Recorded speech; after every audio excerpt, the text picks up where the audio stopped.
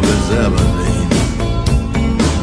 Wenn du mich fragst, wo's am schönsten war, sag ich Sansibar. Es war eine harte Überfahrt, 10 Wochen nur das Deck geschrubbt, hab die Welt verflucht, in den Wind gespuckt und salziges Wasser geschluckt.